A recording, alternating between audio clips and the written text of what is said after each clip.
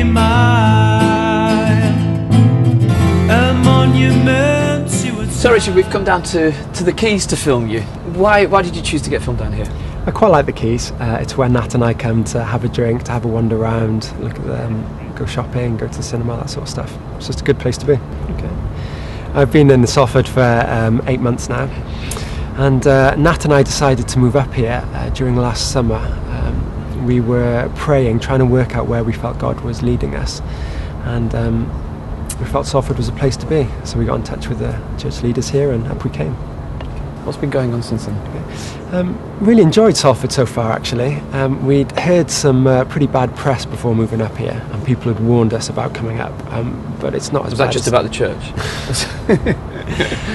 Well, it was just after the riots, actually, and all of that stuff happening in the precinct. So people are just, they've been quite cautious about us moving up here. But we've had a great time. We've not come across any of that sort of stuff, and it reminds me of Cardiff, my home city, really. Some parts of it are quite well off, quite decent, and some parts of it are quite rough, and you probably want to be there late at night. So I quite like that mix. You came up to Salford from the college, from the theological college there, Bible college. What were you studying there? Studying a degree in theology and youth ministry over 3 years. Initially I only went for 1 year just to do a kind of crash course in youth work and then kind of get on with the job. But I felt like I wanted to stay on for a couple more years and do some more study, research and learning. When you were a teenage boy, were you the kid in the church that everybody said, oh, Richard, he's bound to go to Bible college, he's kind of like our big hope?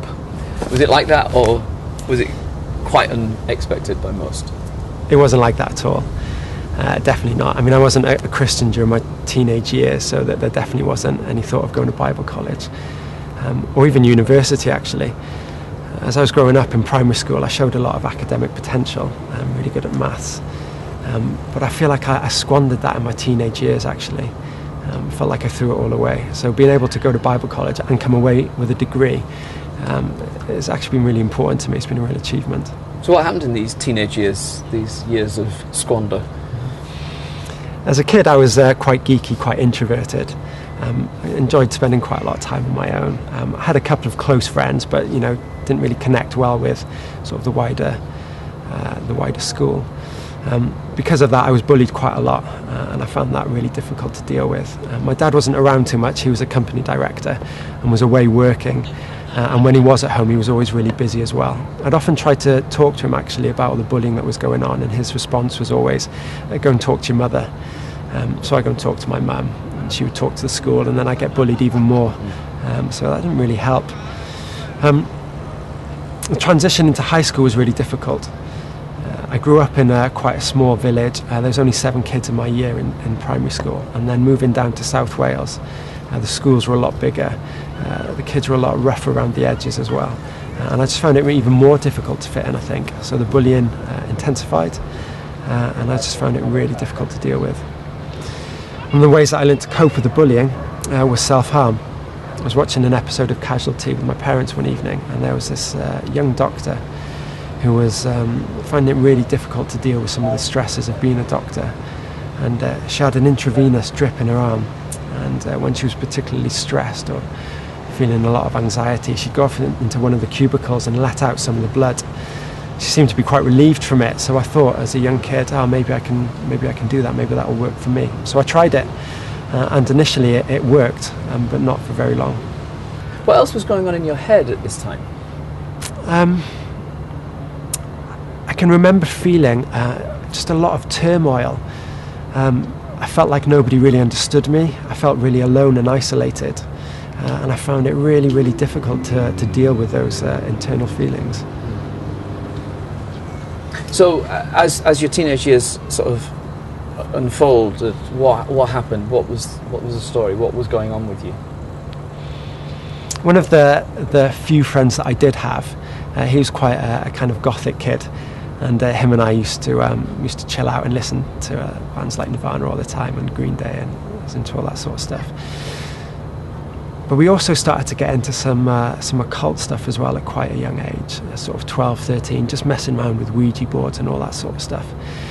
I think in my kind of isolation, and wanting to feel accepted, I was kind of aware that there must be something bigger than just the physical. I'm not quite sure where that sense came from, but it certainly came from quite an early age. So I started to experiment, trying to work out what else was out there really, hence the Ouija boards. We then got into some quite dark stuff and some quite sort of overt demonic worship. One evening, my friend and I, we put a curse on 6 people in exchange for our souls. We were quite naive then and just thought it was, a cool thing to do, but actually it had some pretty serious ramifications. The people that we had tried to put curses on all had pretty rough things happen to them. And from that day on, my friend and I weren't ever the same.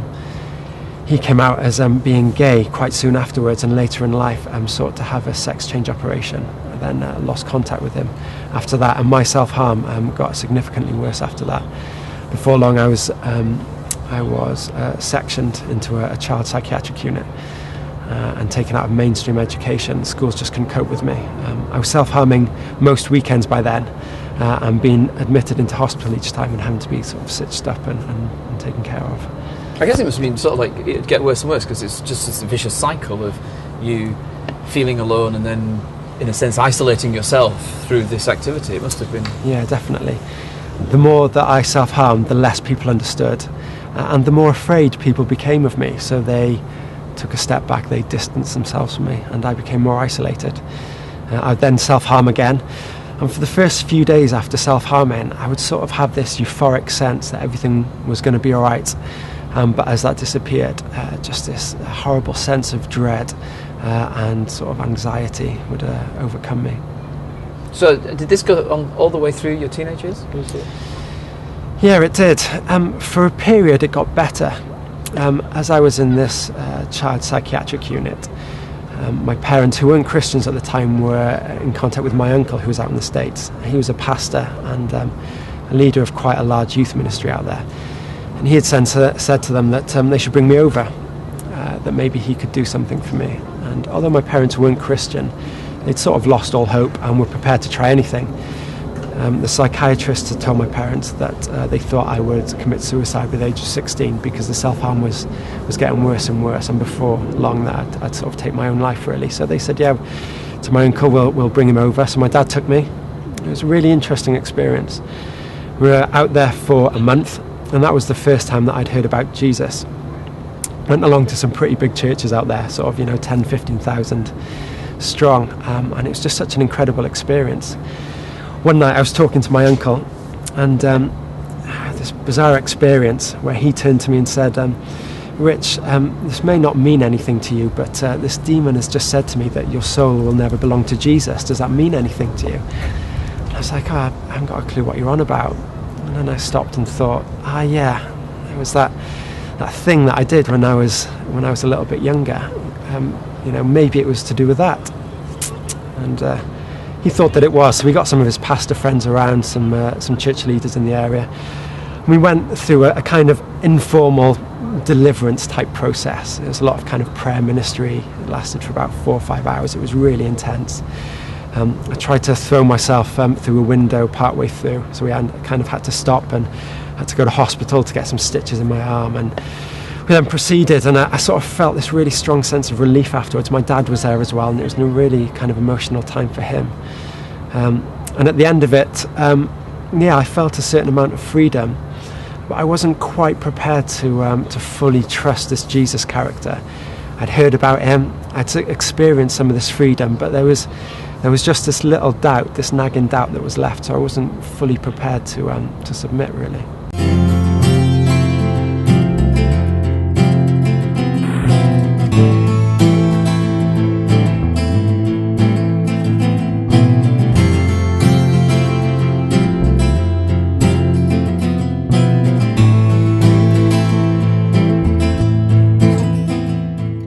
So you'd experienced something of Jesus in the States.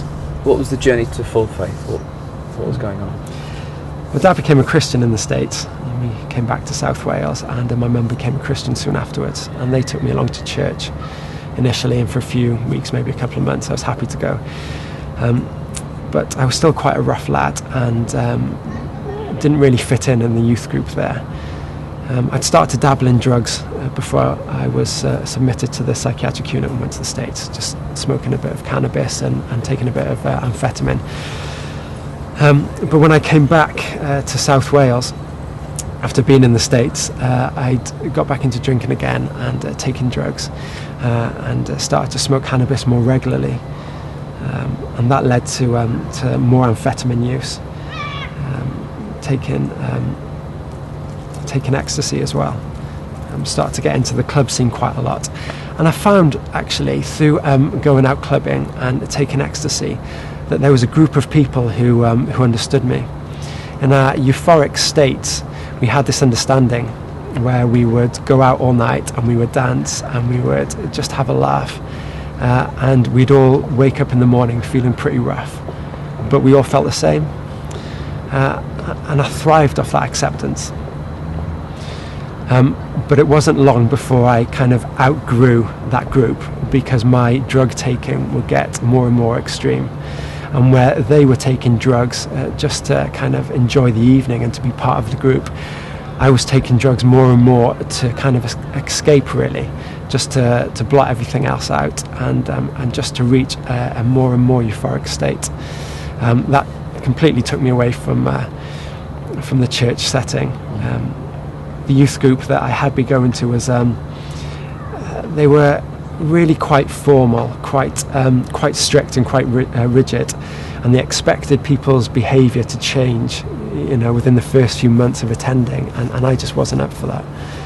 So I was shunned by them pretty quickly. So how did you find faith? I was living at home until the age of about 16, 17, and it got to a point where I had to leave. I'd attacked my dad with a knife and felt God's intervention really in that moment.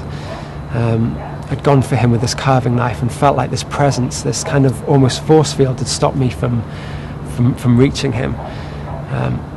That night I remember looking into my dad's eyes and saying, "Where's your faith? Where's your faith? Is it going to save you tonight?" And ultimately his faith did save him that night.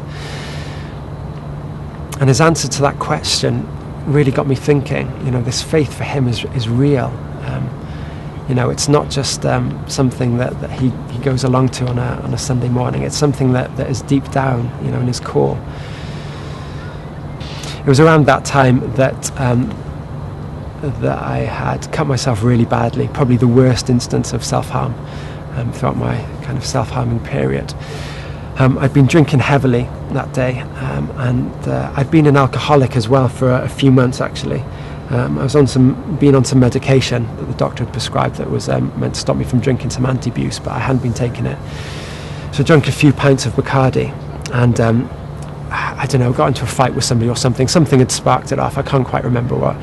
I just remember running back to my parents' house. I'd lost my keys and couldn't get in. So I went into our tool shed, managed to find an axe, and I smashed down the double glazing back door, climbed in and grabbed that same knife that I'd gone for my dad with. And then I'd sat behind our garden shed and cut myself for about an hour and a half or so. And cut myself really deeply because of the reputation that I had for possessing knives and drugs, and for dealing drugs as well. When the police turned up, they turned up in full riot gear, so they had their stab-proof vests and they had big shields and batons. One of them found me sort of tucked away behind our shed, and I wouldn't stop self-harming, so he had to break my knuckles with his baton, and then a few of them had to sort of drag me out from where I was. I then started to fight with them, and I fought for maybe 20 minutes or so, and eventually they managed to subdue me. And I can remember being face down in the grass, and I had one standing on each arm, one standing on each leg, and one standing on the back of my neck. Eventually they were able to cuff me with my hands behind my behind my back. But I'd cut my neck open really badly, and all across my arms and on my chest. And then I passed out through the blood loss and came round in hospital being stitched up. Somewhere between 30 and 40 stitches, and I'd lost maybe 3.5 pints of blood. The doctor said to my parents it was a miracle that I'd survived. I shouldn't, and I was really, really fortunate. I was then sectioned into an adult psychiatric unit. I was only 16 and I wasn't meant to be in there. 18 was the kind of the sort of the entry age, but the child psychiatric units couldn't handle me because of the nature of the self-harm, because of how aggressive it was. I was only in there for maybe a few weeks, a month or so, and then my social worker got me a place on my own. I couldn't go back to my parents. I had a younger sister and she was really badly affected by all this stuff that was going on. My parents just couldn't cope anymore. Getting my own place may have relieved some of the pressure from my parents, but I think for me it was the worst thing. I found freedom. I was given 40, 50 quid a week to spend on whatever I wanted, and I had absolutely no supervision at all. So I spent it all on drugs, and then started to sell some in order to make more money to be able to take more myself. Started off just taking amphetamine regularly and smoking cannabis, but then got involved with some pretty rough guys and let one of the dealers stay at my place so that I could get drugs on tap. Taking ecstasy nearly every night for months on end. Started taking cocaine and dabbling in crack cocaine and literally partying every single night for months on end. One time I'd smashed my mirror, grabbed the glass and hacked at my neck again and my arms. But because my immune system was so low, I had contracted septicemia. So I was then admitted to hospital on a Friday night, about 9:30. I can remember it quite vividly because the pain was so intense. And the doctor said that if I'd waited till the next morning, the infection would have spread to my core and I would have died. If I'd left it a few more hours, the infection would have reached my shoulder and I would have had to have my arm amputated. So I was really, really fortunate to survive that. And in amongst all this, I was trying to work out what was going on, what was the purpose, why was I there, why was I even alive, surely there was no point to living.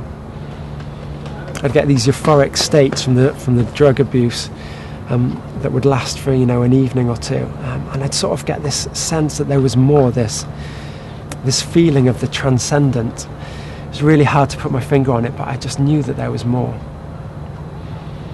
After being let out of hospital after the septicemia had been brought under control and had cleared up, I had a phone call from my cousin who was living up in mid Wales, and he said, come up, have a break, get away from South Wales, get away from the crowd that you're with. So I went up for a New Year's party and ended up staying there for about 18 months. When you were a teenager, you'd gone to church for a bit and not really stuck at it. Yeah. But you ended up going back to church. What was it that sort of propelled you back to go to church? The most significant factor in me going back to church was this growing awareness that there was something else going on, something bigger than myself, that perhaps there was somebody else controlling things. And I say that because before I left Welshpool, I was looking at a 4-year prison sentence for aggravated burglary.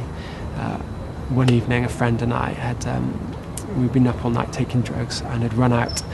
So we smashed our way into a local drug dealer's house, took his drugs and his money, and managed to get away just before the police arrived. However, we did get caught a couple of days later, and because of some previous convictions, I was probably looking about 4 years inside. Now, I'd committed to taking my own life if I went down for it because I couldn't handle being locked up again. I'd spent enough time in police cells, but also in hospitals and psychiatric units to not ever want to be in that situation again. But within a couple of weeks, I was let off with a £100 fine, and I just couldn't believe it. All the evidence was there. I should have gone down for it, and somehow I didn't. I just knew there was something else going on. I started to get really suspicious. When I moved back in with my parents, the peace and the tranquility that emanated from their house was amazing. As soon as I walked through the front door, it felt like no other place that I'd walked into. It was just so serene. And I knew it was because they were Christians. I also knew that there was a Pentecostal church around the corner, and I just felt that if I was going to get answers to these questions, why has this happened? Why am I not inside? What is going on? That I just needed to attend this church. So I went for a few weeks, probably a couple of months actually, and then one evening at the back of the church, God spoke to me. And I don't particularly remember what else was going on that evening, but I can remember clearly God saying to me, Rich, if you follow my son Jesus Christ, then I'll forgive you from all this. Then you'll find freedom. And I broke down in tears as I felt this sense of forgiveness wash over me. It was almost like this massive weight was lifted. And I cried and I cried and I cried, and I started to follow Jesus that night. You still, obviously, you carry the scars of all those years. Yeah. When you look at them, what do they mean to you? When I first became a Christian, I'd often pray that God would miraculously remove my scars, that one day I'd wake up and I'd look down and they'd be gone. But he hasn't, and I'm glad he hasn't, because they're a testimony to what he's done in my life. And people often don't believe my story without seeing the scars. I was told a story a couple of years ago, and it's probably not true, and it's really, really cheesy, but it's one that's meant quite a lot to me. The story goes that there was a young lad who was out with his father in the Australian bush, and he'd just stepped up to this river to get a drink, and out of the water arose this crocodile and just snapped his arms. And his dad was nearby, so he rushed in to help, and the croc tried to drag him under the water, and his dad grabbed his legs and pulled and pulled and pulled, and eventually the croc let go. The kid was in an awful mess, was taken into hospital, and I spent a long time recovering. And when asked by journalists, how do you see your scars? That's a terrible thing to happen. You're always going to look like that. Are you going to be all right? And the kid said to the journalists, "It's fine. Every time I look at these scars, I remember how hard my dad fought for me." It's a really cheesy story, but every time I look at these scars, I remember that God fought for me. That at the times when I could have easily have taken my own life, he stepped in and prevented me. So every time I see these, I'm reminded that God's plan is bigger than my own. Your story fits into this series we've called Stories and Stones. This idea of the stones of remembrance from the Old Testament that sort of signify something of God. If you were sort of building a stone that would signify what God's done up till now for these 28 years, what would you call it? What attribute of God would you say, that's what I've understood God to be about? God is now the God who will succeed.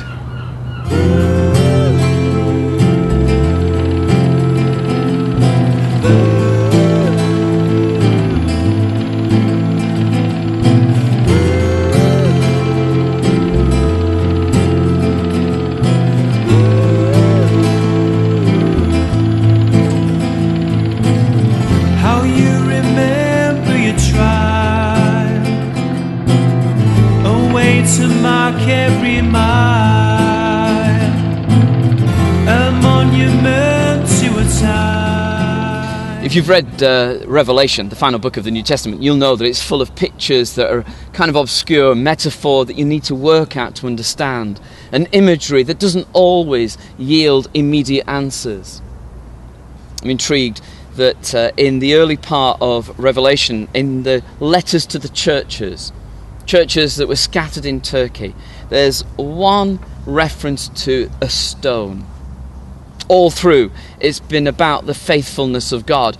But in the midst of it, there's a letter to a church in Pergamum, a church that's actually being buffeted. It's in a maelstrom of conflict and people coming against them, and the church struggling to know how to respond. And this is what John wrote to them. To him who overcomes, I'll give some of the hidden manna. I'll also give him a white stone with a new name written on it, known only to him who receives it. A white stone, known only to him, with a name on it. What's John getting at? As we listened to Richard's story and heard him reflecting on how God had been faithful to him and what had happened in his life, the promise is not only that will we repair what's gone on in the past, but actually I'll give you a new name. Now, for us, names are, we choose names for all sorts of reasons. But in Bible times, the name was your character. It said something about you. It was about what others would think of you, and more importantly, perhaps what God would think of you. And the promise to a beleaguered church in Pergamum is that you'll have a new name. Be written on a stone, and the name will be hidden, but it will be a new character, a new future, a new hope, a new purpose. Stories and Stones, it's not just about the past, it's also about what God wants to do now and also in our future. The character that he wants to form in us, the purposes he has for our lives as we live them for his glory. How you remember your trial, a way to mark every mile, a monument to a time.